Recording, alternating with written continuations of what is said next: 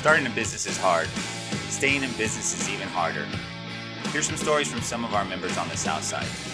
My name is Alariola Jr., President and CEO. I'm joined by our Chairman of the Board, Russell Yeager. The South Chamber is pleased to present our podcast, The Business. Now we are joined by our second guest, Mr. Tyler Ybarra from Cafe Azteca on Roosevelt near the Mission Reach. Mr. Tyler, thank you for joining us today. You're also joined with our chair, Mr. Russell Yeager. You've been in business about how long? Total, like coming on 5 years, 6 years maybe. 5 years. And Cafe Azteca here in town? Yeah, we started off in San Marcos. In 2019 is when I moved to San Antonio to transition the business from San Marcos to San Antonio. Why the transition? So I graduated from Texas State, Bobcat alum, but after I graduated, I moved back to San Antonio. So I was commuting every day from San Marcos to San Antonio. And so it was like 3 hours of my day just gone, just driving. Did you do that as a startup when you were in college, or? Yeah, so as a startup in college, I did like farmers markets. I started off actually at the La Cantera Farmers Market. Oh, wow. Okay. It's rest in peace. It's no longer with us. And then from there, I would do different like pop-ups in the quad, like Texas State. They had like a 4-year, so I do pop-ups there. Then I got a trailer. I built a trailer, and then so that's when I graduated. And then I transitioned from pop-ups like every day.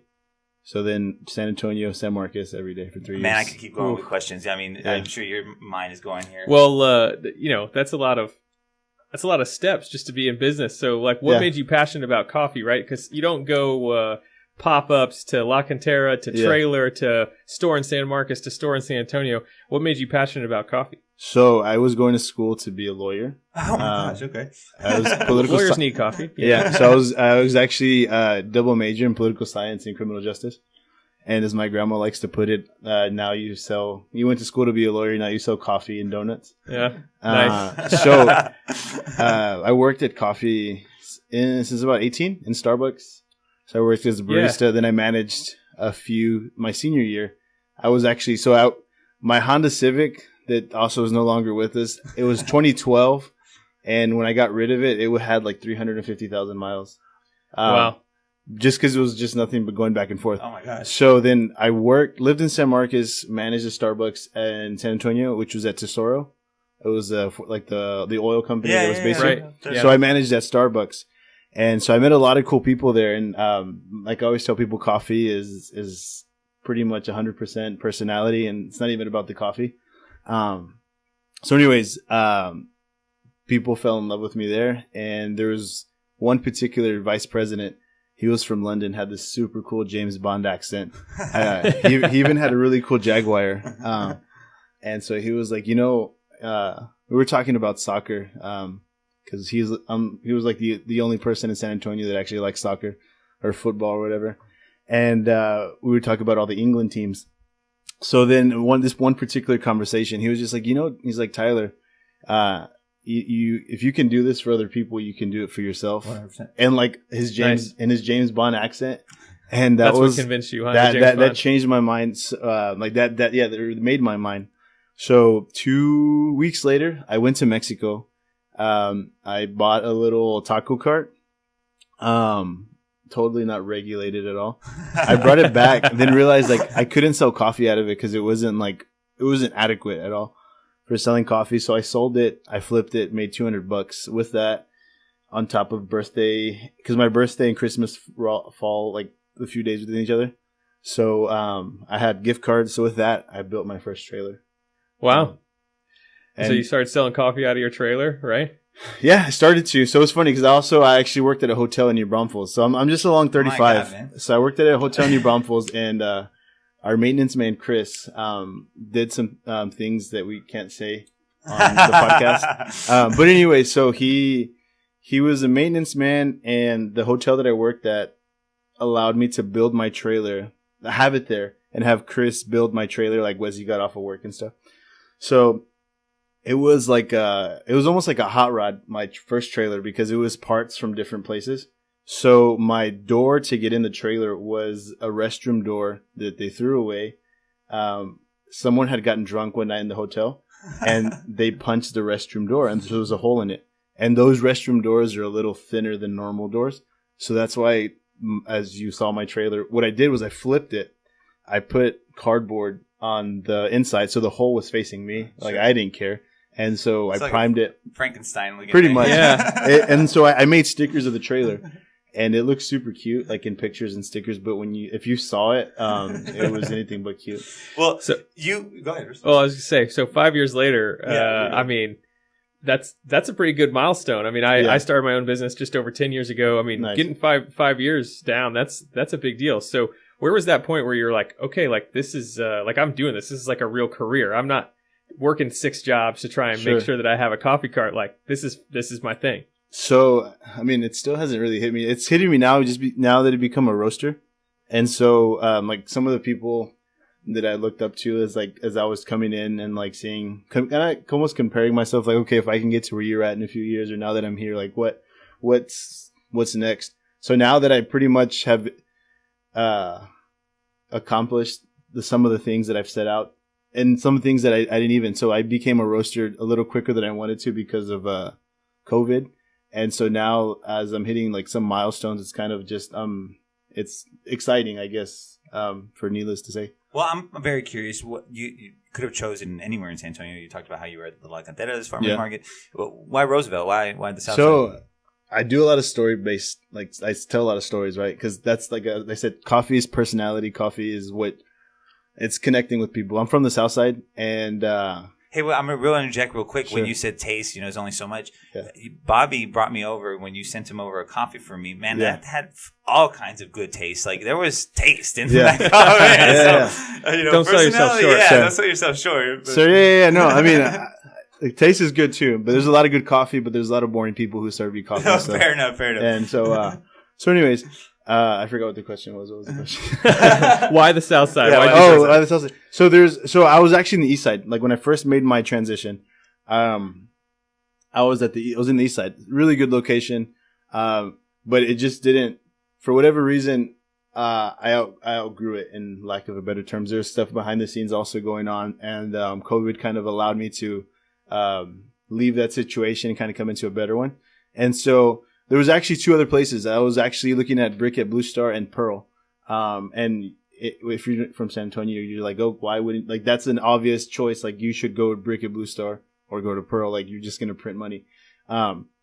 So I remember the same feeling I had of uneasiness when I signed my first contract at Commerce. And I had the same uneasiness when I was looking at both places. Like, they were like no brainers, right? To like the normal eye. But who would have known COVID was going to happen? And 2, like, just because there's so many businesses we see in cool spots with a lot of money that end up flopping in 3 months anyways. Right. And so it's all about concept, and it's about, I'll say it again, personality. Like, you have to be able to back up what you sell. So the South Side made sense because I'm from the South Side. The risk wasn't that bad. My landlords are awesome, and that's kind of what you need. You need someone to be able to support you. And be able to count on and from my experience, be able to count on the people behind the scenes. And so that was really important. And then, I know the potential the South Side has. And I know that, I'd be literally the first one to do. I know that there's other coffee shops in the South Side, but I'd be the first. I'm actually pretty much the first one in the city to kind of present coffee the way I do. And the South Side, is a good platform for me to be able to roll that out and showcase it. Sure, and you are right there in the, as I mentioned, the Mission Reach, which is a tourist hotbed. Pre-COVID, I certainly hope once we get tourists back that they'll end up checking your spot out. Is there a signature coffee you're proud of? Something that you make the best, or? It's like the good book says, you let others speak about you. Fair enough. Hey, I like that answer. Well, I would just refer you to Yelp and my Google. That's a good one.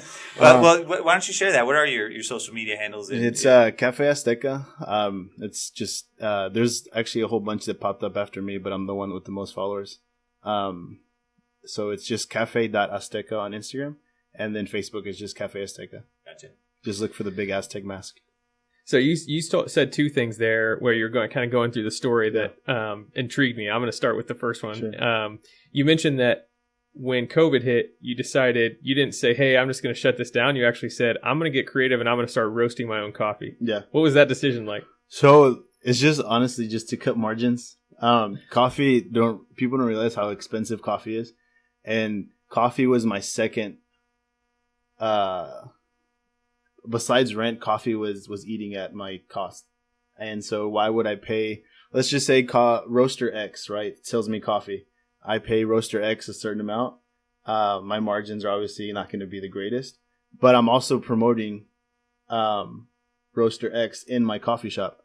And so he become almost like a franchise instead of an actual business, right? Pretty much. Yeah. And I never really understood what a friend told me.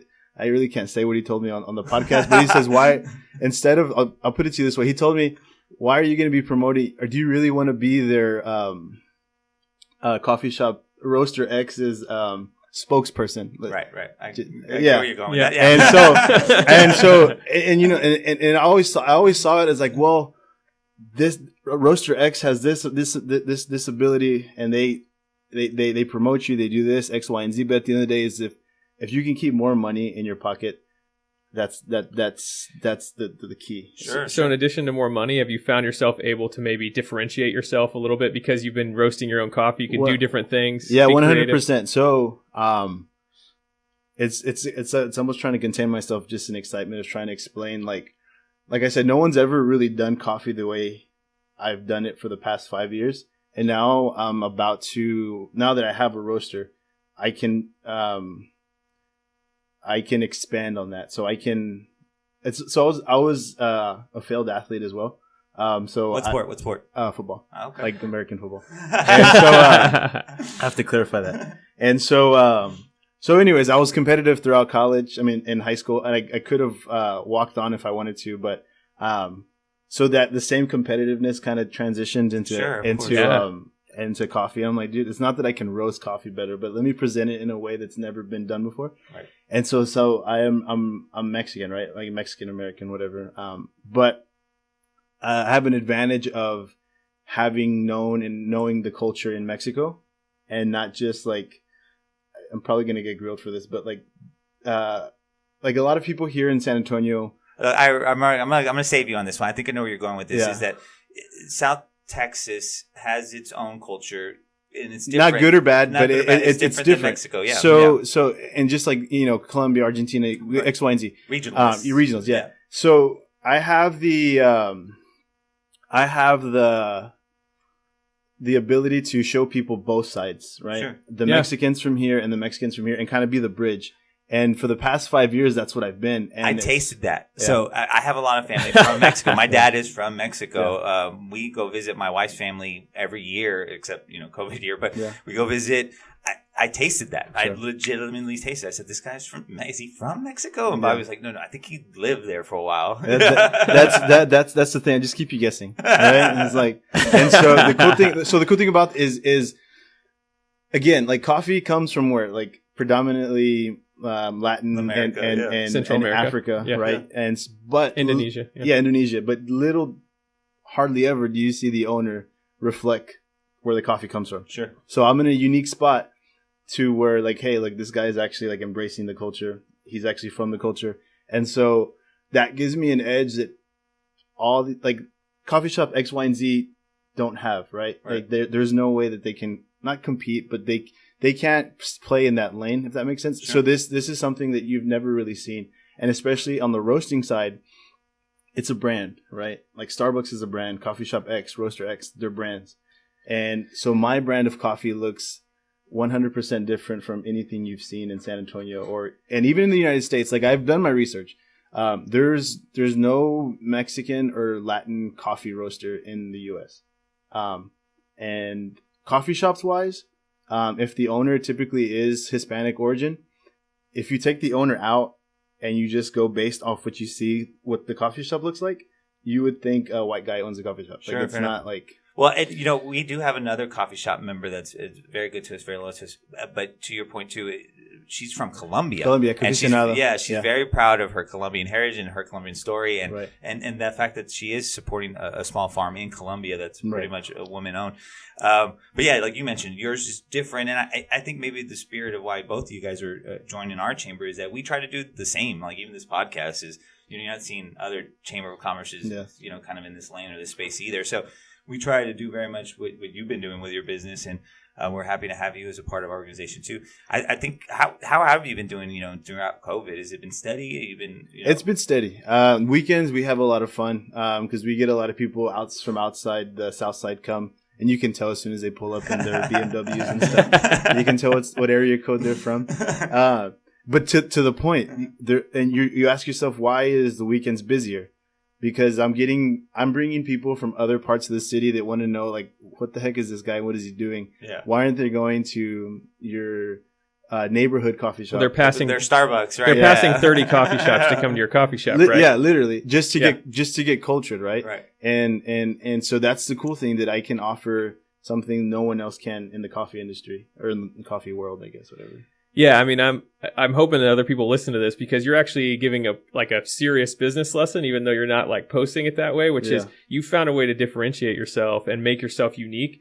I'm in a similar industry. People have been doing civil engineering, which is my business, for over 2,000 years, right? So for me to be able to figure out a way to differentiate myself, and coffee's even older than that, right? Sure. I mean, dates back even older than what I'm talking about. So finding a unique way of presenting it is really what the business is about, right?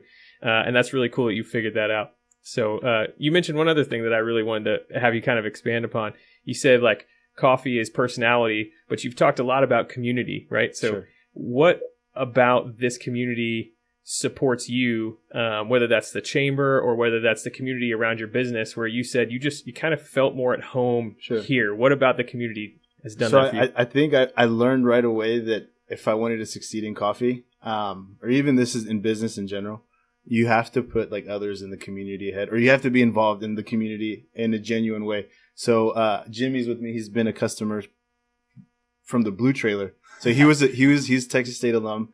And so he's seen me to where I was from where I started to now. And so every aspect and every evolution of the coffee shop has had the community involvement. And it's also business wise too. It's also like, yes, I want to help the community, but it's also smart business. At the end of the day, right? So like the cool thing is we've had everything from rap concerts to Christian worship nights, and every event's always a success because it's always built around the people who are there. And our biggest event, I guess, in history was 250 people in an alley in San Marcos, and it was a church event. And it was like everyone. It felt like you were in a club because you were just like elbow to elbow with people. This is pre-COVID, so it didn't matter. And so that was our biggest event, and that it was cool because it was like just to see people like hanging out. I was just a random coffee shop in an alley. Like you could have gone to anywhere else, but you chose to host your event here with us. I was like, that was pretty dope. I think a lot of people forget the root words of community. It's communication and unity. And so, like you said, you're bringing people together for whether it's for a coffee or an event, but the spirit of what brings us together. So I know we're kidding the minute mark here. So is there any shout outs that you want to give while we got you on the mic? Shout out to myself, Cafe Azteca. Hey, we're staying in business, right? Man, right now. Especially. I'll put you a little bit on the spot then. Yeah. Other than you, what's your favorite place to go? Maybe on the south side. That's a good one. Oh, right away, Gorditas Mi Torreon. Oh, you've been bringing them up to me, man. And see, they're different because they do Mexican gorditas. They don't deep fry them, right? They don't deep fry them. And I was also, from a business point, there are two things that we're missing. It's Northern Mexican food from this specific region. 5 years ago, and I said, when I started this, I said, whoever does this is going to print money because no one in the city has it. Well, that's right by my house too. So that one's on Flores, right? It's on Flores. Okay, right near Pleasanton. Let me see, right near South Cross. Well, wrapping up here, we want to thank you for obviously being a member. We want to thank you for being in business on the South Side. Shout out to you too. You are employing others. You are bringing income to the community, and that's a big deal for us, we think. Russ, do you have any parting words? No, just seconding what Al said there. Like, just thank you for being unique. thank you for building something on the South Side that's worth repeating and duplicating. And we wish you all the success, and we're appreciative that we can be a little bit of a part of it as you grow. And hopefully, if there's anything you need, we're here for you. Sweet, thanks. And to our audience, I want to thank you for tuning in and joining us and hearing some of the stories of some of our members on the South Side. Once again, my name is Ariella Jr., President and CEO, and I was accompanied by our Chairman of the Board, Mr. Russell Yeager. We want to once again thank you for joining our podcast, The Business. Thanks again.